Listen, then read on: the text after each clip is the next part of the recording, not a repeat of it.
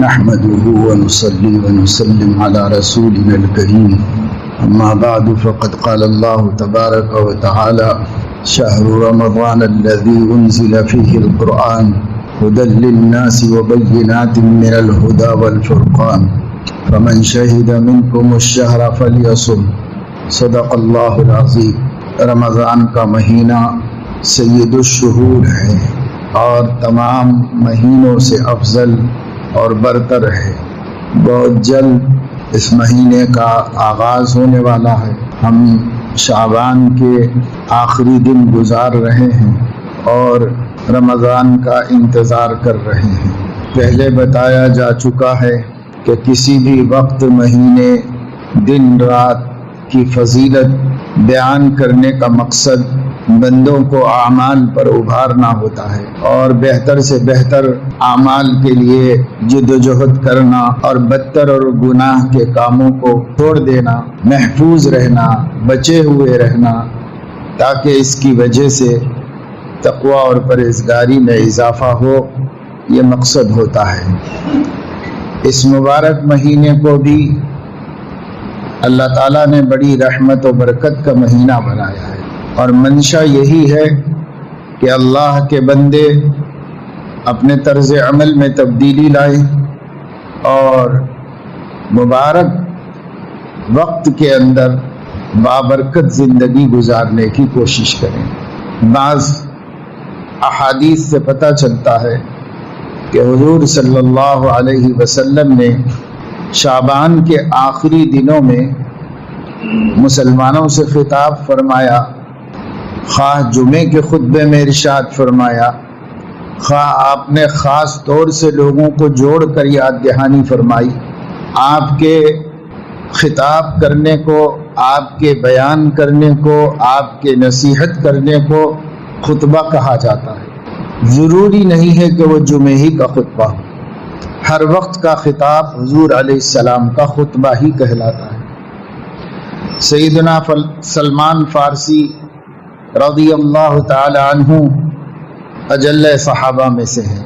وہ فرماتے ہیں کہ نبی کریم صلی اللہ علیہ وسلم نے شعبان کے آخری دنوں میں یا آخری دن ہم سے خطاب فرمایا، خطبنا رسول اللہ صلی اللہ علیہ وسلم فی آخر یوم من شعبان۔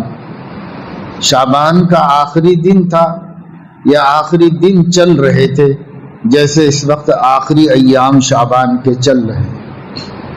اس میں خطبہ دیا، یعنی صحابہ کو خطاب کیا اور انہیں کچھ باتیں بتائیں، اور یوں فرمایا کہ لوگوں، قد اغلکم شہر عظیم مبارک، تمہارے اوپر سایہ فگن ہے، قریب آ چکا ہے ایک ایسا مہینہ جو عظمت والا ہے، برکت والا ہے۔ اس میں اللہ رب العزت نے برکت بھی رکھی ہے اور وہ قابل تعظیم و احترام بھی ہے۔ ایسا مہینہ وہ قریب آ چکا ہے، ایسا مہینہ ہے کہ اللہ رب العزت نے اس مہینے کے دنوں میں روزے فرض کیے ہیں اور راتوں میں قیام کو تطوع اور نفل قرار دیا ہے۔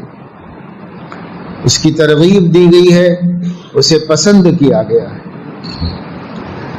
اور ایسا مہینہ جس مہینے میں ایک رات ہے جو 1000 مہینوں سے بہتر ہے اور اس سے بڑھ کر ہے۔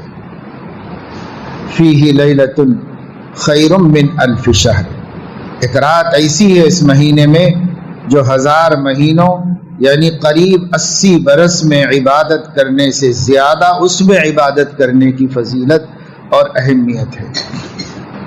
ایسا مہینہ ہے جس کے روزے اللہ نے فرض کیے ہیں۔ سب کو پتا ہے کہ فرائض اسلام میں سے صوم بھی ایک فریضہ ہے، روزہ رمضان کے مہینے کا۔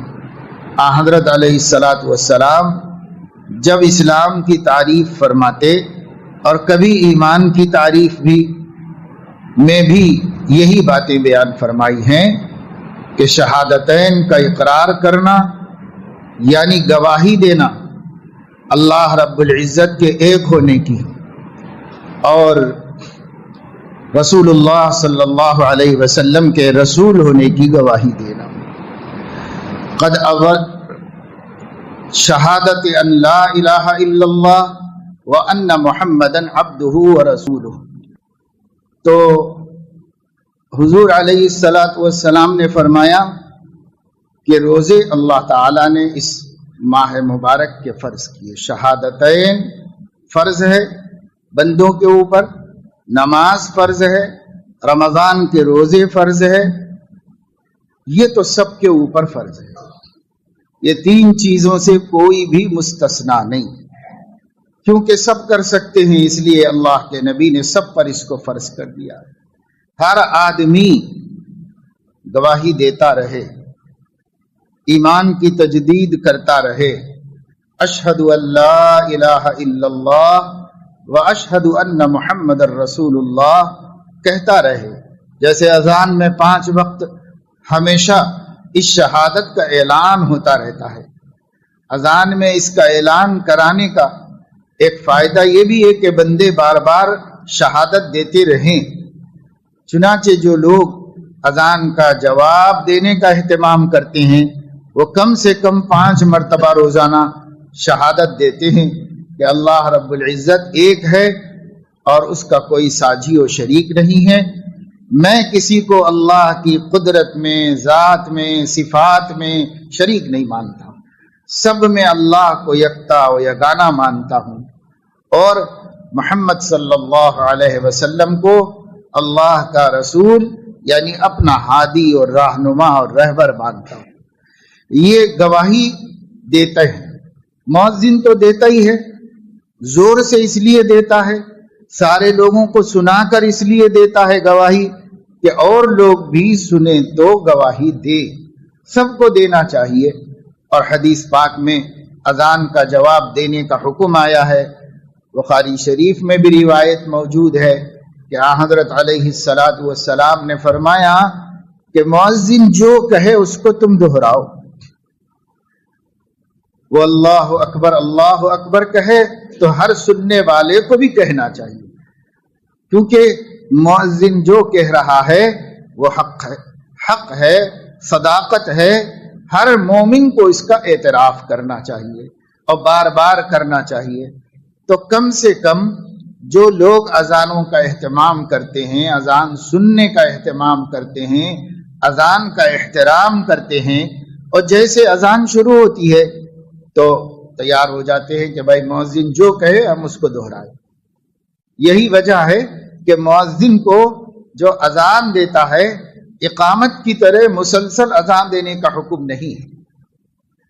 اقامت جو ہے تکبیر جو کہتے ہیں نماز سے پہلے، تو وہی اذان والے کلمات ہوتے ہیں، لیکن وہ مسلسل کہے جاتے ہیں، اور اذان جو ہے وہ ٹھہر ٹھہر کر کہی جاتی ہے۔ اگرچہ کہ فقہا نے اقامت کا بھی جواب دینے کے لیے کہا ہے، لیکن اذان کا جواب بہرحال مسلمانوں پر لازم اور واجب ہے کہ اذان کا جواب دیں، اور مؤذن اتنی دیر رکے جتنی دیر میں یہ کلمہ کوئی دوسرا دوہرا لے، یعنی اللہ اکبر کہنے میں جتنا وقت لگے اتنا وقت رکے تاکہ دوسرا بھی دوہرا لے، دوسرا شخص کہہ سکے یہ لفظ۔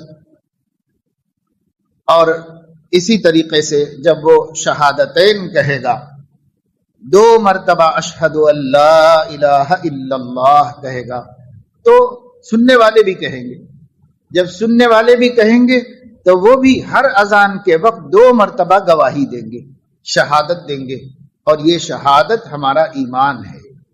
یہ شہادت سب چیزوں کی اصل ہے، بنیاد ہے، سب اعمال کا اعتبار شہادتین کی صحت پر ہے۔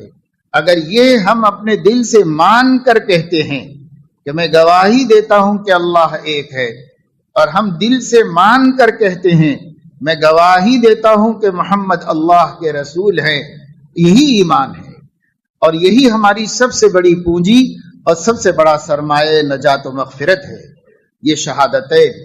اس لیے پہلے نمبر پر حضور علیہ السلام فرماتے تھے اسلام کیا ہے بھائی؟ شہادتین، پہلا کام ایمان کی درستگی، پہلا کام اپنے عہد کا استحضار اور اس کا یقین، دوسرا کام نماز قائم کرنا، تیسرا کام رمضان شریف کے روزے رکھنا، اگرچہ کہ نماز کے ساتھ جوڑ کر زکوٰۃ کا ذکر کیا جاتا ہے، لیکن میں رمضان کے روزے اس لیے پہلے بیان کر رہا ہوں کہ یہ تینوں چیزیں ہر مومن پر لازم ہیں، ہر مومن، مرد عورت، ہر ایمان والے پر لازم ہے یہ تینوں چیزیں، شہادتین، اقامت صلاۃ، اور رمضان آ جائے تو اس کے روزے رکھ لیں، اس سے کوئی بھی مستثنا نہیں۔ اس کے بعد زکوٰۃ ہے تو زکوٰۃ سے غریب مستثنا ہے، جس کے پاس اتنا پیسہ ہی نہیں ہے تو زکوٰۃ کا کیا کرے گا، کہاں سے لا کے ادا کرے گا، واجب ہی نہیں ہوگی، دے گئی نہیں، تو اس میں سب لوگ شریک نہیں ہیں، صرف مالدار، اور وہ مالدار جنہوں نے نصاب کے مطابق مال جمع کر کے رکھا ہو اور سال بھر تک رہا ہو اس کے پاس، تو وہ شخص ہے۔ تو ایسے سب نہیں ہوتے، بلکہ تھوڑے ہی مسلمان ہوتے ہیں، اکثریت ایسی نہیں ہوتی۔ اب پھر اس کے بعد حج ہے، تو اس کے مخاطب تو اور بھی بہت کم لوگ ہوتے ہیں، اس لیے پہلے بھی بتا چکا ہوں کہ پانچوں باتوں پر ایمان رکھنا تو ضروری ہے کہ یہ فرض ہے، اس کی فرضیت پر سب کو ایمان رکھنا ہے، شہادتین کا فرض ہونا، اور نماز کا فرض ہونا، زکوٰۃ کا فرض ہونا، روزے کا فرض ہونا، حج کا فرض ہونا، یہ ایک فریضہ ہے اللہ کی طرف سے بندوں پر۔ یہ ایمان کے درجے میں تو سب کو ماننا ہے کہ سب جو بھی انکار کرے گا وہ خود خارج اسلام ہو جائے گا، اس میں سے ایک چیز کا بھی انکار نہیں کر سکتا، اور بھی چیزوں کا انکار کفر ہے، لیکن یہ پورا ایسا نصاب ہے جسے تعارف اسلام کے لیے منتخب کیا گیا ہے۔ کہا جائے کہ اسلام کیا ہے تو شہادتین، نماز، روزہ، زکوٰۃ، حج، تو اس میں سے تو کوئی عام سے عام آدمی بھی انکار نہیں کر سکتا کہ یہ فرائض ہے، یہ اسلام ہے، اسی کا نام اسلام ہے، یہ اسلام کا اسٹرکچر ہے، اس کا ڈھانچہ ہے، کوئی بھی اس میں سے تھوڑا بھی توڑ دے گا تو اسلام خود ٹوٹ جائے گا۔ تو ایمان تو پانچوں باتوں پر رکھنا اس بات کا کہ یہ فریضے ہیں اللہ کی طرف سے جو ہم پر فرض کیے گئے، لیکن عملی طور پر تین چیزوں کے سب مخاطب ہیں، اور دو چیزوں کے مالدار مخاطب ہیں، سب مخاطب نہیں۔ عملی طور پر کلمہ، نماز اور روزہ، اس کے لیے امیر ہو کہ غریب ہو، صحت مند ہو، بیمار ہو، الا یہ کہ ایسی بیماری جس میں وہ عمل ہی نہ کر سکتا ہو، ورنہ عام بیماریاں جو چلتی رہتی ہیں، اس سب کے باوجود کلمہ فرض ہے، نماز فرض ہے، روزہ فرض ہے۔ دیہات میں رہنے والوں پر، شہر میں رہنے والوں پر، پڑھے لکھوں پر، ان پڑھوں پر، مالداروں پر، غریبوں پر، سب پر فرض ہے۔ یہ تین اعمال کمپلسری کورس ہے سب مسلمانوں کے واسطے۔ اب جو مسلمان مالدار ہوں گے وہ زکوٰۃ بھی ادا کریں گے، جو مسلمان اس سے بھی زیادہ مالدار ہوں گے وہ فریضہ حج ادا کرنے کے لیے بھی جائیں گے اور حج بھی ادا کریں گے، لیکن یہ تین تو سب کو کرنا ہے۔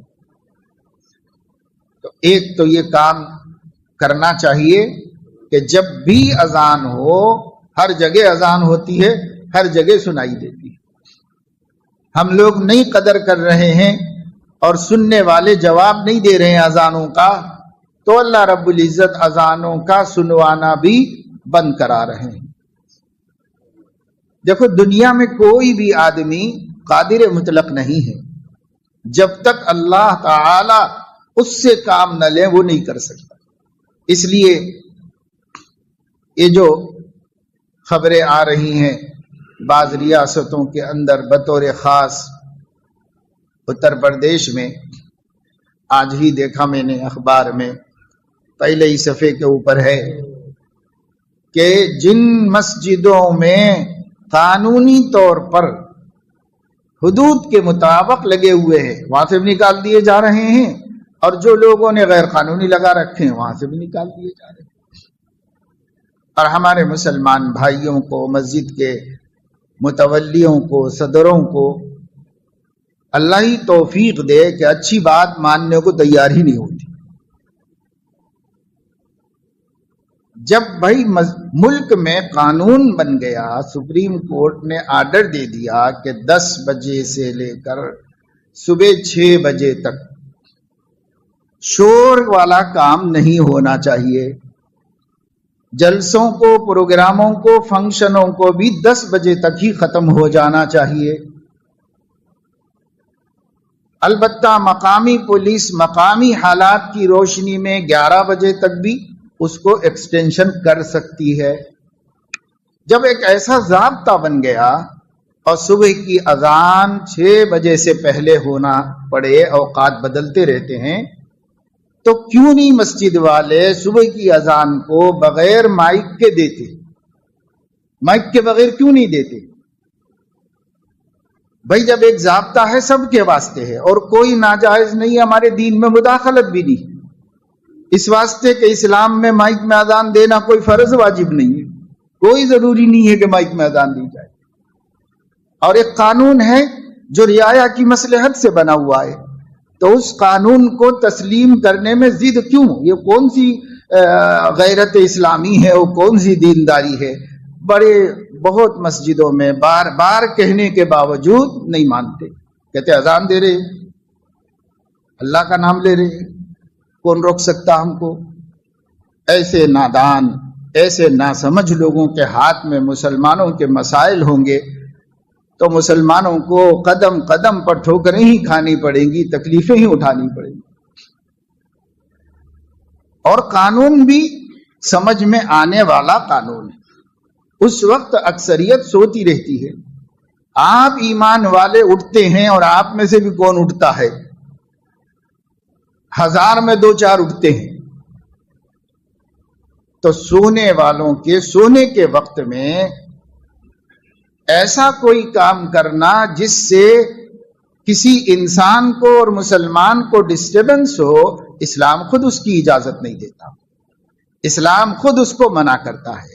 فقہا نے لکھا ہے کہ مسجد میں اگر کوئی قرآن مجید پڑھ رہا ہو اور کوئی مسافر وہاں پر لیٹا ہوا ہو سونے کے لیے، رستہ چلنے والا تھکا ہارا مسجد میں آ جاتا ہے، لیٹ جاتا ہے، اگر کوئی مسافر لیٹا ہوا ہو اور اگر کوئی قرآن مجید پڑھنا چاہتا ہو تو اس کو اتنی آواز سے نہیں پڑھنا چاہیے کہ اس آرام کرنے والے کے آرام پر اثر پڑے، اتنی آواز سے نہیں پڑھنا، حالانکہ آپ اللہ کی کتاب پڑھ رہے ہیں، وہ سو رہا ہے اور آپ تلاوت کر رہے ہیں، لیکن آپ کو تلاوت اس طرح نہیں کرنی چاہیے کہ بندے کو تکلیف پہنچے، کیونکہ اللہ نے اپنا حق بندوں کے حقوق کے لیے چھوڑ دیا ہے۔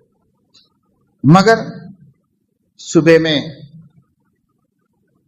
تھوڑی مسجدوں میں اس پہ عمل ہوا حیدرآباد میں کہ 6 بجے سے پہلے جب تک اذان ہو رہی تھی، اور اب بھی ہو رہی ہے 6 بجے سے پہلے، تو مائک میں نہ دی جائے اذان۔ اسی سے ہم لوگوں کا ڈسپلن معلوم ہوگا، اور اسی سے ہم لوگوں کے اوپر شرارت کی تہمت لگائی جائے گی کہ صاحب یہ لوگ قصدن کرتے ہیں، یہ لوگ شرارتن کرتے ہیں، ان کو سب معلوم ہے پھر بھی شرارتن کرتے ہیں، آپ اپنا دین بدنام کر رہے ہیں۔ چلو بھائی، اذان دینے سے سارے لوگ اٹھ کے آ جاتے ہوں تب بھی کوئی اس کی ضرورت سمجھ میں آتی ہے؟ اب تو حالت یہ ہے کہ کان میں سور پھونکو تو بھی نماز کے لیے اٹھنے کو تیار نہیں ہے، اور مسجد آنے کے لیے تیار نہیں، ان کے لیے کیا ہم لگائیں گے؟ اور پھر یہ بھی معقول قانون ہے کہ مائک میں جب کہی جا سکتی ہے دن کی اذانیں تو بھی آواز معتدل ہونی چاہیے۔ 50 پنگے لگا کے بے ضرورت آواز گھمانا کوئی شرافت نہیں ہے، کوئی اسلامی تعلیم نہیں ہے۔ بس شوق ہے مسجد والوں کا، ان کا شوق ہے کہ 25 لگاؤ 50 لگاؤ، ان کا شوق ہے، یہ دین نہیں ہے، یہ اسلام نہیں ہے۔ اور اپنے شوق کے ذریعے اللہ کے دین کو رسوا کرنا کون سی عقل مندی کی بات ہے؟ جتنی ضرورت ہے کہ بھئی محلے والوں کو وقت نماز کا ہونے کی اطلاع ہو جائے، بس ختم. اتنا ہی ہے اذان کا مقصد، اعلام.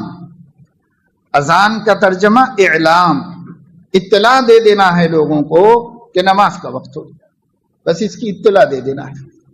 اور اس اطلاع کے لیے جتنی معقول آواز ہو اس سے زیادہ آواز کا اسراف ہے جو اسلام میں پسندیدہ نہیں ہے، اور اسلام اس کو بالکل گوارا نہیں کرتا. یہ اور بات ہے کہ مسلمانوں نے اسے اپنا کلچر بنا لیا ہے، اسلام تو اس کو پسند نہیں کرتا. تو اس کا خاص خیال رکھنا چاہیے اور اس کا اہتمام مسلمانوں کو کرنا چاہیے، مسجد والوں کو کرنا چاہیے. اب تو دیکھیے مسلم کنٹریز بھی اس قدر مرعوب ہو چکے ہیں کہ وہ خود اس کا انتظام کر رہے ہیں کہ اذان ایک جگہ سے ہوگی اور ساری مسجدوں کے اسپیکرز میں سنائی دے، کہی جائے گی ایک ہی جگہ پر. کئی برس ہو گئے میں ابو ظہبی میں تھا تو وہاں پر باقاعدہ اس کو عملاً دیکھا ہوں، خود دیکھا ہوں. جس مسجد میں ہم نماز پڑھ رہے تھے اس مسجد کے اندر مؤذن صاحب نہیں تھے، لیکن اس کے اسپیکرز میں اذان کی آواز آتی تھی، بس مؤذن کوئی نہیں تھا. پوچھنے پر معلوم ہوا کہ صرف جامع مسجد میں اذان کہی جاتی ہے اور تمام مسجدوں کے اسپیکر سے سنائی دیتی ہے. ایسا اس لیے کہ حکومت نے پابند کر دیا ہے کہ اذان کی آواز کو کنٹرول میں رکھا جائے، اور ایک ہی جگہ سے ہوگی تو آواز کنٹرول میں رہے گی. وہاں کنٹرول میں رکھیں گے تو پورے شہر میں کنٹرول میں رہے گی. اور ایسا ان لوگوں نے اس لیے کیا کہ وہاں کے عیسائیوں نے درخواست دی بادشاہ کو کہ یہ ہر وقت مختلف طریقے سے بڑی بڑی آوازیں ہونے کی وجہ سے ہم کو چرچوں میں پریئر کرنے میں تکلیف ہو رہی ہے.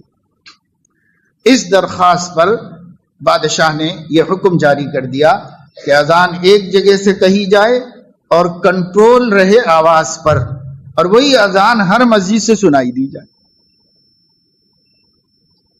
اور ابھی ایسا سعودی عربیہ میں بھی ہونے والا ہے.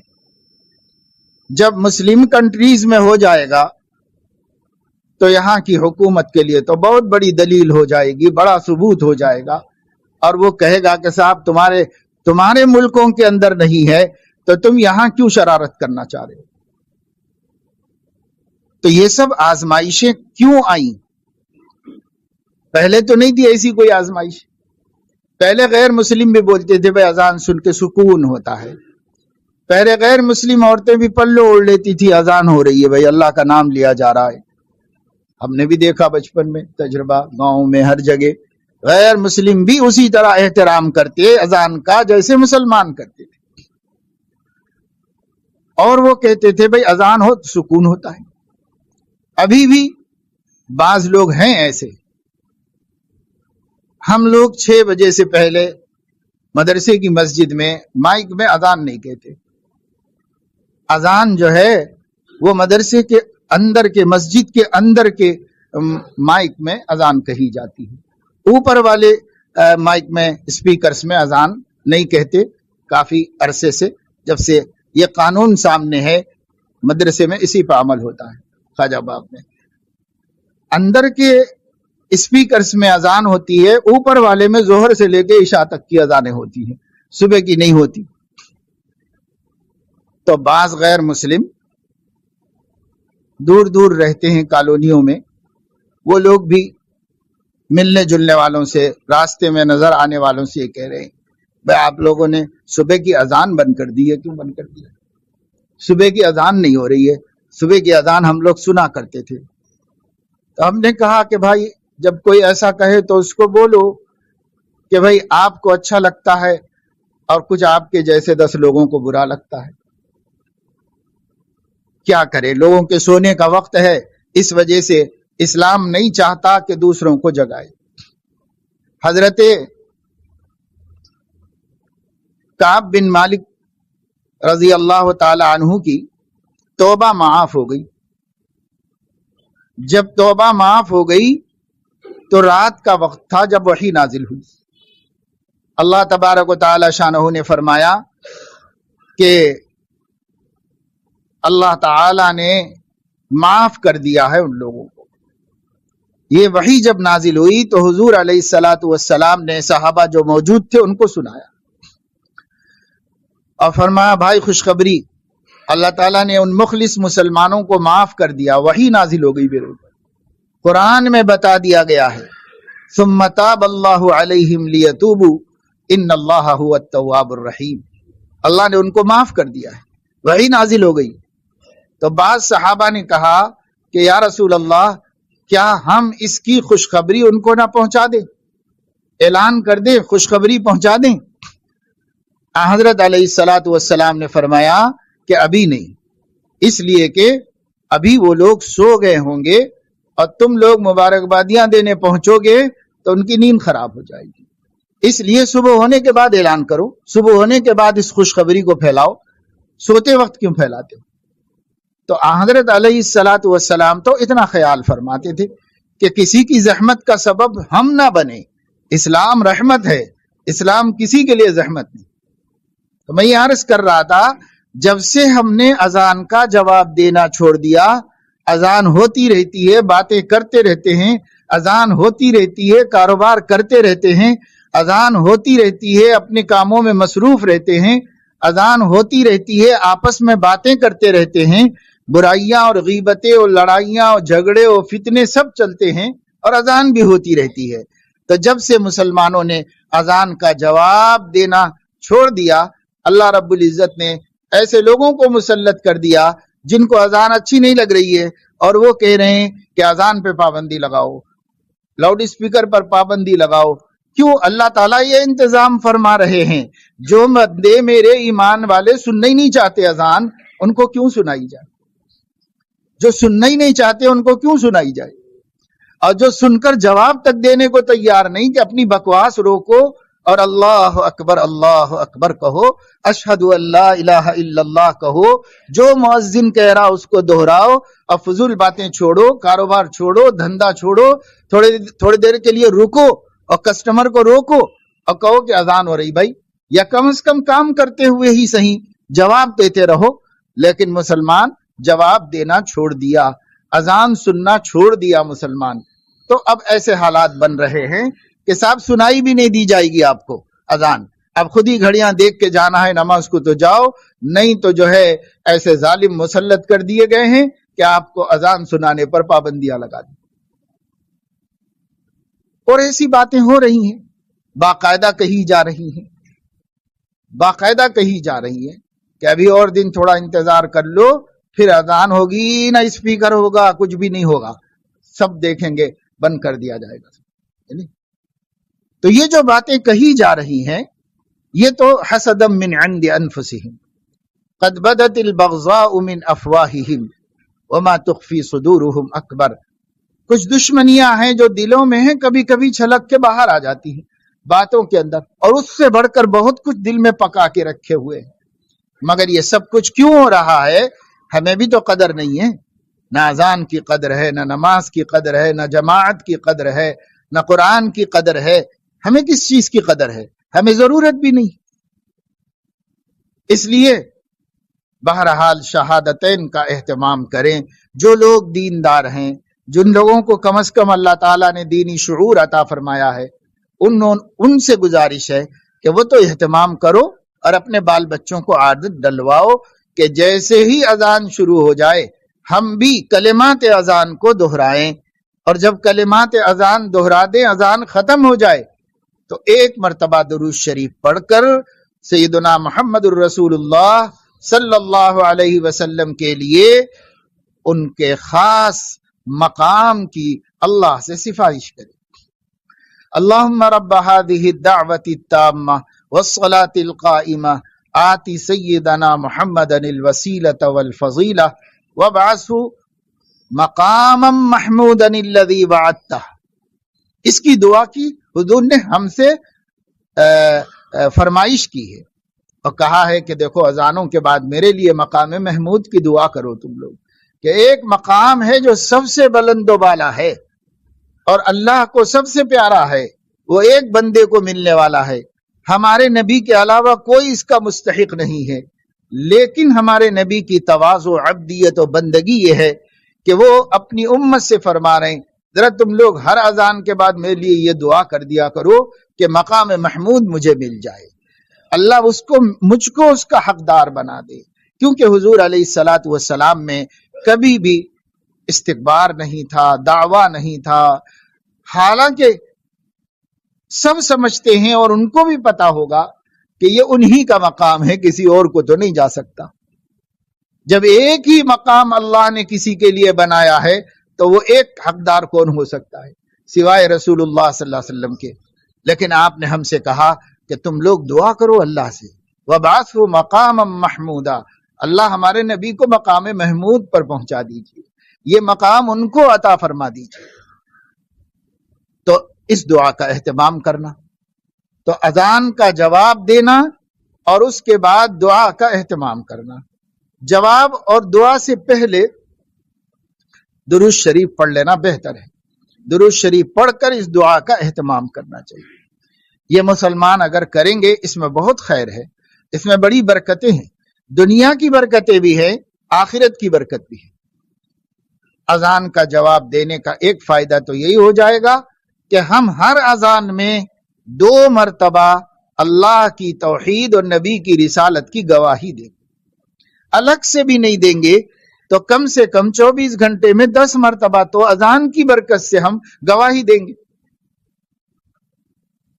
اور اللہ جسے توفیق دے الگ سے بھی بار بار کلمہ شہادت پڑھتے رہنا چاہیے، تصور کے ساتھ، ترجمے کے ساتھ، معنی کو ذہن میں رکھ کر کلمہ شہادت پڑھتے رہنا چاہیے مسلمانوں۔ دوسری چیز نماز کو قائم کرنا، سال بھر، برس کے 12 مہینے، ہر مہینے کا ہر دن 5 نمازوں کو قائم کرنا ہر کلمہ گو کی ذمہ داری ہے۔ جو اپنے کو مومن کہتا ہے، مسلمان کہتا ہے، وہ بے نمازی بھی ہو یہ نہیں ہو سکتا۔ مسلمان ہے تو نماز پڑھے گا، نماز نہیں پڑھے گا تو مسلمان ہونے کے دعوے میں باطل ہوگا۔ اس لیے مسلمان اور نماز جدا نہیں ہوں گے، دونوں ایک دوسرے سے لگے رہیں گے۔ اس لیے قرآن حدیث میں بہت شدت سے اس کی اہمیت کو بیان کیا گیا ہے۔ قرآن مجید میں فرمایا گیا اقیموا الصلاۃ ولا تکونوا من المشرکین، لوگوں نماز قائم کرو، یعنی 5 وقت پابندی سے نماز پڑھو، مشرک مت بن جاؤ۔ جس کا مطلب یہ ہوا کہ نماز نہ پڑھنا مشرک بن جانا ہے، اس لیے نماز قائم کرو، مشرک مت بنو۔ یہ حضور اکرم، یہ اللہ تعالیٰ خود قرآن میں فرما رہے ہیں، اور حضور علیہ السلام فرما رہے ہیں من ترک الصلاۃ متعمدا فقد کفر، جو جان بوجھ کے بغیر عذر شرعی کے نمازیں چھوڑ دیتا ہے اس نے کفر کیا۔ نماز نہ پڑھنا کفر سے تعبیر کیا گیا ہے، اس لیے اس نے کفر کیا۔ اور صراحت کے ساتھ فرمایا العہد الذی بیننا وبینہم الصلاۃ، ہمارے اور کافروں کے درمیان جو پہچان ہے وہ نماز ہے۔ جو نماز نہیں پڑھتا وہ کافر، جو نماز پڑھتا وہ مومن، یہ اس کی پہچان ہے۔ حضور علیہ السلام نے فرمایا کہ جو شخص نماز کی طرف اذان کے بعد مسجدوں کی طرف جاتا ہے تم اس کے مومن ہونے کی گواہی دو۔ ظاہر ہے کہ جو نہیں جاتا اس کے مومن ہونے کی گواہی مشکل ہے۔ جو جاتا ہے اذان سن کر مسجد کی طرف اس کے مومن ہونے کی گواہی دو۔ اور جو فجر کی نماز کے لیے جاتا ہے، فجر کے وقت اندھیرا ہوتا ہے، فجر کے وقت میں طبیعت پر گرانی ہوتی ہے، سستی غالب ہوتی ہے، جو صبح کے وقت میں صبح کی نماز کے لیے مسجد جاتا ہے اس کو قیامت کے دن نور تام کی خوشخبری سنا دو، کامل روشنی ملے گی جو اندھیروں میں نماز کے لیے مسجد کو جاتا ہے۔ چونکہ صبح کی نماز اور عشاء کی نماز عام طور سے اندھیرے کے وقت میں ہوتی ہے، یہ اور بات ہے کہ اس زمانے میں روشنی کا اتنا بندوبست ہے کہ اندھیرا نہیں ہوتا، لیکن فطری اندھیرا تو موجود ہوتا ہے۔ فجر کے وقت فطرتاً اندھیرا ہی ہوتا ہے، اور عشاء کے وقت میں فطرتاً اندھیرا ہے۔ بشر المشائین الی المساجد فی الظلم بالنور التام یوم القیامہ، قیامت میں وہ اندھیرے میں نہیں ہوگا، روشنی میں ہوگا، اس لیے کہ اندھیرے میں مسجدوں کی طرف جانے کا مجاہدہ کرتا تھا۔ تو بھئی یہ دوسرا فریضہ ہے جس سے کوئی بھی مستثنا نہیں۔ جیسے سب ایمان کی تجدید کرتے رہیں اور گواہی توحید اور رسالت کی دیتے رہیں، ایسے ہی دوسرا کام نماز کی پابندی کرتے رہیں۔ 5 وقت نماز روزانہ پڑھنے کو پابندی کرنا کہتے ہیں، کبھی کبھی پڑھنے کو نماز پڑھنا کہتے ہیں، نماز قائم کرنا نہیں کہتے۔ اقامت صلاۃ ہے، جہاں بھی قرآن میں ہے نماز پڑھنے کو نہیں کہا گیا ہے، جہاں بھی قرآن میں کہا گیا ہے نماز قائم کرنے کو کہا گیا۔ اور قائم کرنے کا مطلب ہے اپنے وقت کے اندر، مقررہ وقت کے اندر اچھی طرح وضو بنا کر 5 وقت میں خشوع و خضوع کے ساتھ پڑھنا، اس کو نماز قائم کرنا کہتے ہیں۔ تو نماز قائم کرنا ہر مسلمان پر فرض ہے، ضروری ہے، لازمی ہے۔ اور تیسری چیز یہ ہے، سال میں ایک مہینہ آتا ہے رمضان شریف کا، بڑی برکتوں، رحمتوں، مغفرتوں کا مہینہ۔ اس مہینے کے پورے 30 دن روزے رکھنا۔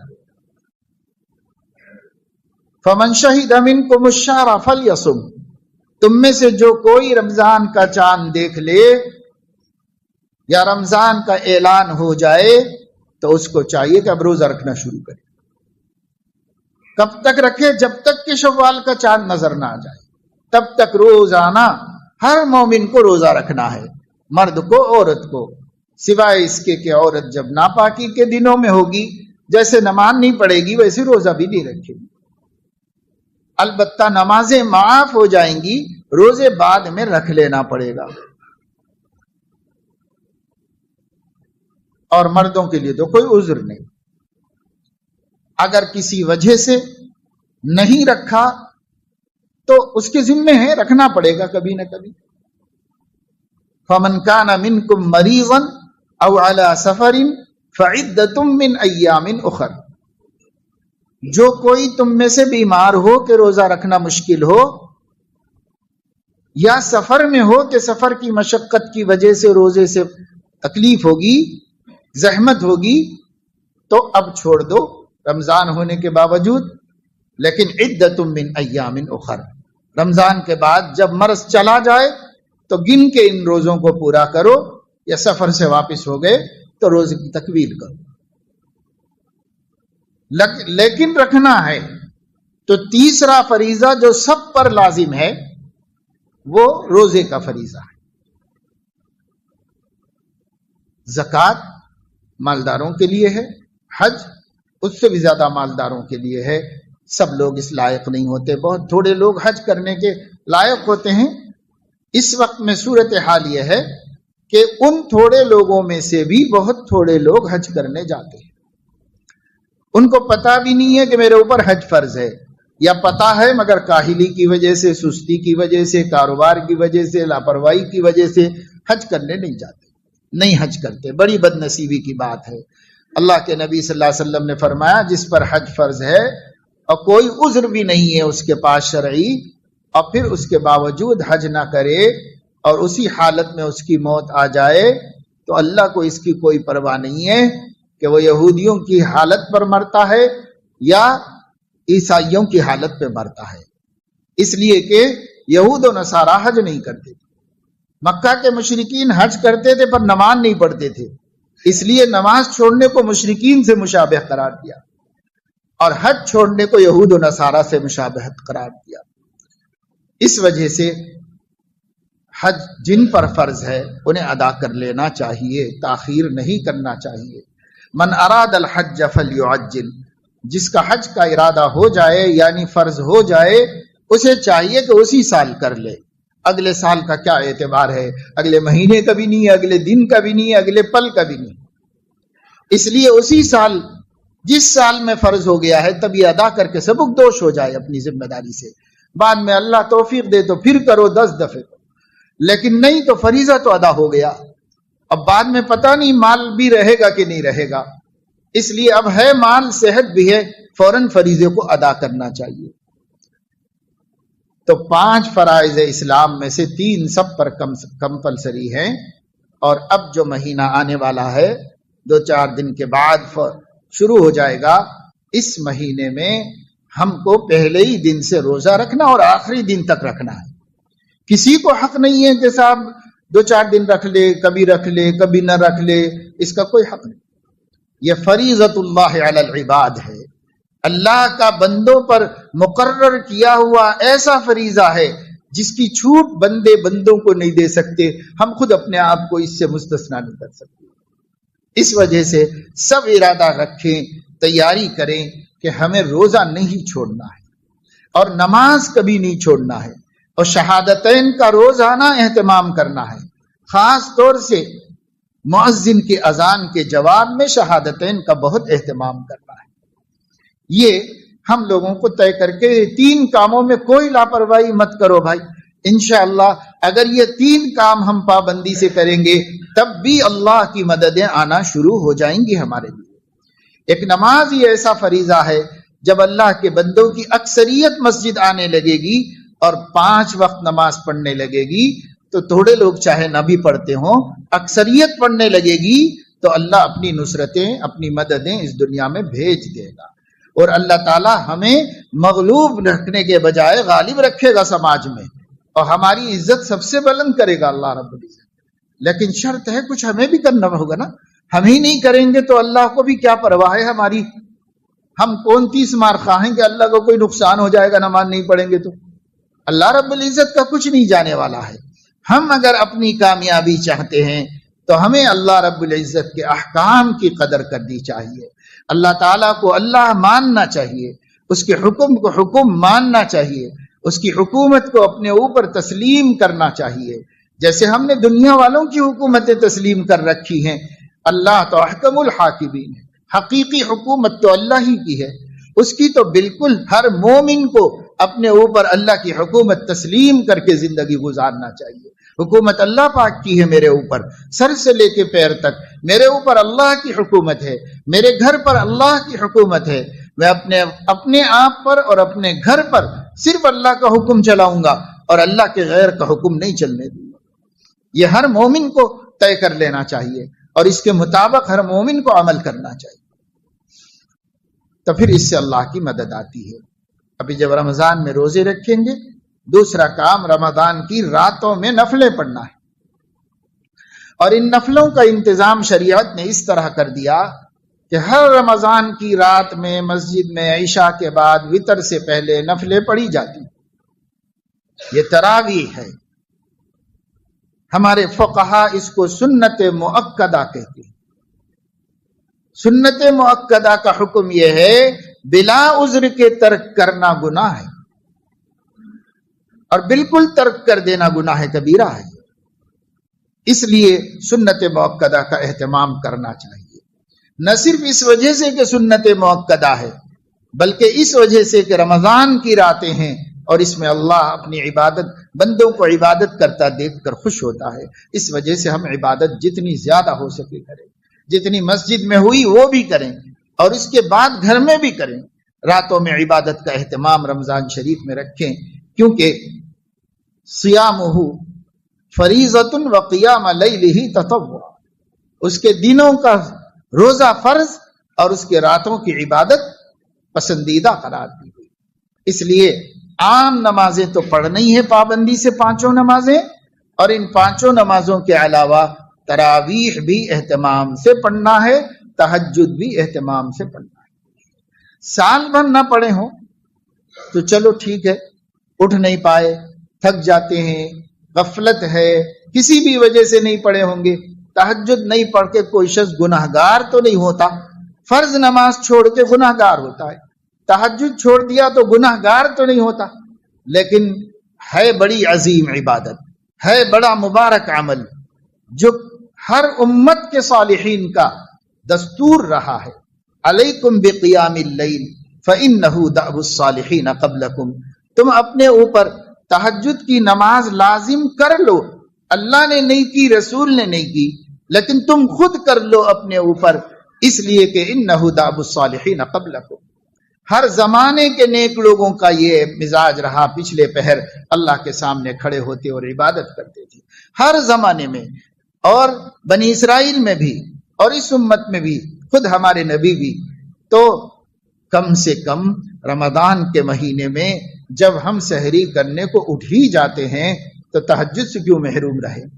اس لیے سب یہ طے کر لیں ابھی سے کہ رمضان شریف کے مہینے میں سحری میں اٹھیں گے، سحری کا وقت اور تہجد کا وقت ایک ہی ہے، اس لیے جب سحری میں اٹھیں گے پہلا کام منہ ہاتھ دھو کر وضو بنا کر سحری کریں گے، اور جب ہم سحری تہجد پڑھیں گے اور تہجد پڑھ کے سحری کریں گے۔